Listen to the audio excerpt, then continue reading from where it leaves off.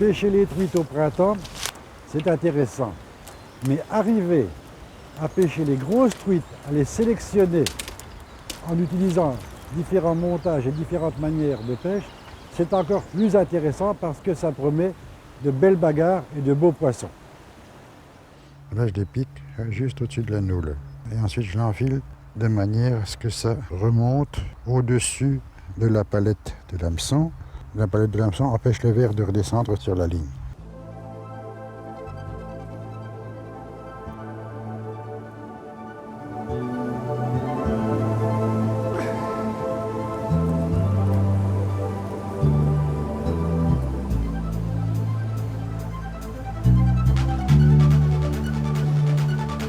Fario.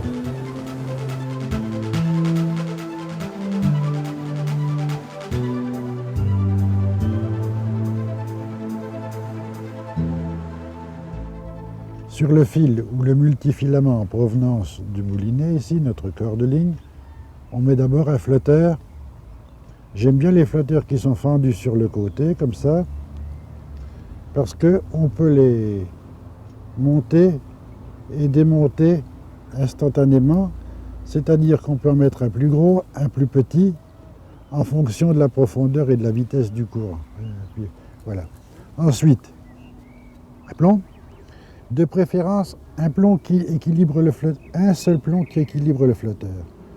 Ensuite, pour ceux qui le veulent, un émerillon agrafe, moi je n'en mets jamais, parce que je monte en principe directement sur le corps de ligne. Ensuite, je mets un bas de ligne, mais ce bas de ligne est composé de deux parties. Noué à l'hameçon, un morceau de multifilament entre 8 et 10 centièmes, d'une dizaine de centimètres de long. Et ensuite, par un nœud le plus discret possible, un morceau de nylon entre 18 et 22 centièmes qui va se rajouter à l'émerillon et qui constituera le point faible de la ligne, c'est-à-dire que si on reste accroché quelque part, c'est pas le multifilament qui tient 7,7 kg qui va casser, c'est ce morceau de nylon-là qui ne tient que 3,9 kg. Alors ça, c'est une variante possible.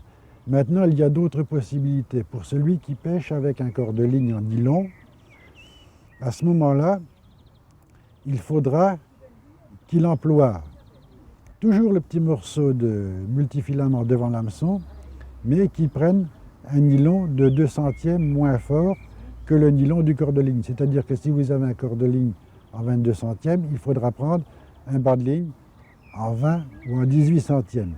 Pour les pêches de printemps et attraper des grosses truites, il ne faut pas descendre en dessous de 18-20 centièmes parce que, comme on cherche des beaux poissons, on risque d'être très facilement cassé d'une manière ou de l'autre.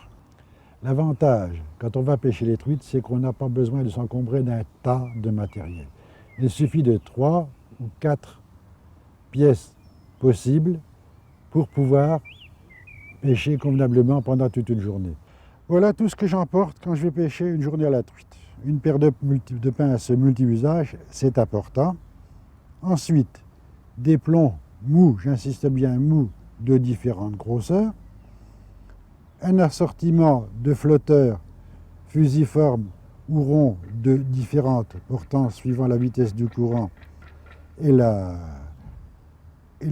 profondeur du courant. Ensuite, pour mes bas de ligne, une bobine de multifilament qu'on n'est pas obligé de prendre si grosse que ça. On peut en enrouler un peu autour d'une petite bobine et d'en prendre 2-3 mètres, ça suffit largement. Ensuite, du nylon entre 18, 20, 22 centièmes, ça suffit. Et des hameçons que j'aime bien bleus, tournés sur le côté, à palette, d'une grosseur qui va de 2 à 1,0. Pour certains, un hameçon de cette taille-là, entre 2 et 1,0, ça paraît énorme. Seulement voilà, si vous voulez enfiler, je dis bien enfiler un gros verre, avec un gros hameçon, c'est beaucoup plus facile. De toute façon, le hameçon est à l'intérieur du corps du verre, on ne le voit pas. Ensuite, ça, le deuxième avantage, c'est quand on prend des petites truites qui ne font pas la taille ou qui ne font pas votre taille, à ce moment-là, elles ne peuvent pas avaler le gros ver et l'hameçon. Alors, si on les pique, elles sont prises par le devant de la gueule, elles n'avalent pas tout, et il n'y a pas besoin de faire d'opération chirurgicale.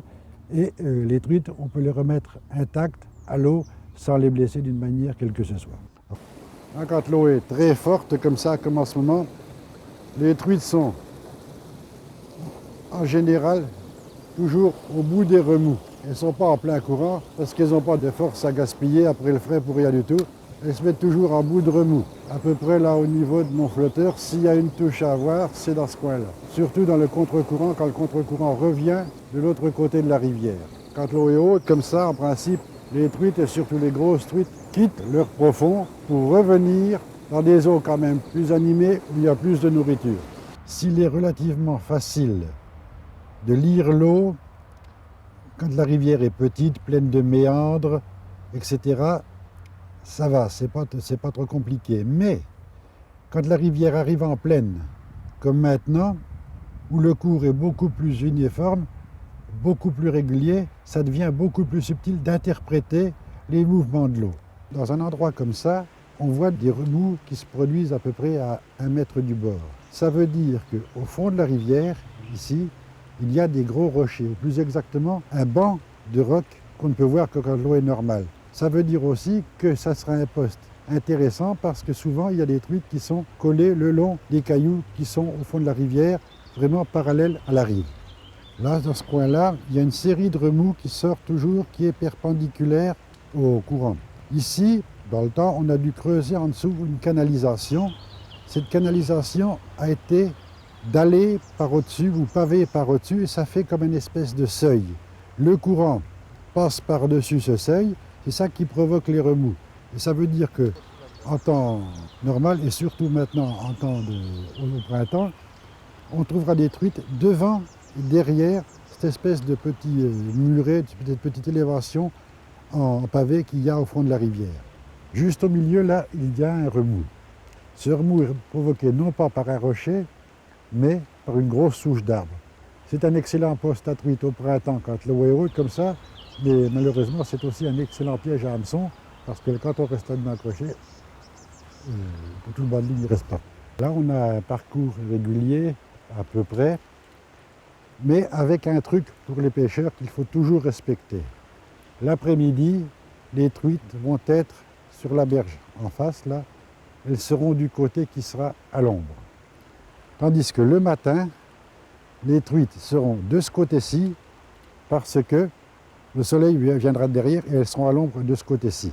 Quand le courant est à peu près régulier sans trop d'obstacles en dessous, celui qui veut prospecter la rivière et surtout en pêche à dériver, il faut qu'il lance toujours en pêche amont, mais que la première coulée se fasse devant ses pieds. Parce que si il prend un poisson de l'autre côté, les poissons qui seront à ses pieds seront partis entre-temps, parce qu'il aura fait trop de bruit. Une fois que cette première coulée-là est terminée, ils vont refaire une ou deux au milieu de la rivière. Et ensuite, la dernière coulée sera de l'autre côté, à peu près à 50 cm, 1 mètre de la rive opposée. Il faut bien voir qu'au printemps, les truites ne courent pas tellement après les appâts. Elles sont encore fatiguées du frais. Et surtout les belles, elles aiment bien que ça leur passe pratiquement devant le nez.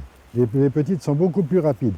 Ça veut dire qu'il va falloir bien peigner la rivière de manière à pouvoir passer aux environs immédiats d'une truite qui sera en poste mais qui ne voudra pas se déplacer. Elle se déplacera peut-être de 50 cm, mais plus elle ne fera pas.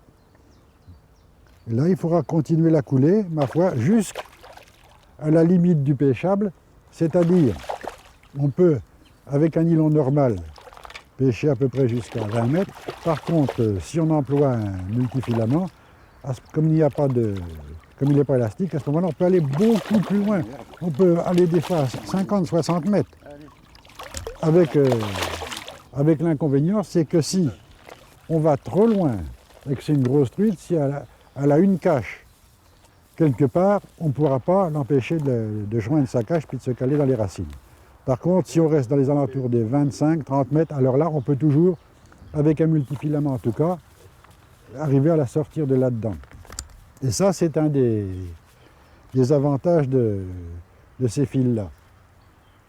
Maintenant, ces multifilaments n'ont pas que des avantages, ils ont aussi des inconvénients. Quand on reste accroché avec un, ma foi, on ne sait jamais où ça va casser. Ça peut casser au niveau de l'hameçon, mais ça peut casser aussi bien quelque part au milieu du fil. Si on prend le soin de mettre un point de rupture en nylon dans le bas de ligne, avec un morceau de nylon par exemple de 20 centièmes, alors que le multifilament n'en fait que 10, seulement un multifilament de 10 centièmes, ça tient 7-8 kg, un bout de nylon de 20 centièmes, ça ne tient que 3,5 kg à peu près. Donc ça veut dire que si ça casse, ma foi, il n'y aura que le bas de l'hameçon, puis un bout de multifilament qui sert de bas de ligne, qui restera au fond. On récupérera le restant. Par contre, pour faire travailler un gros poisson en force, et surtout dans les endroits où il y a relativement du courant et relativement de la vitesse, alors là, un multifilament monté en direct s'impose. Seulement, ça veut dire qu'on connaît déjà le poste d'une grosse truite et qu'on cherche cette grosse truite-là d'une manière bien particulière.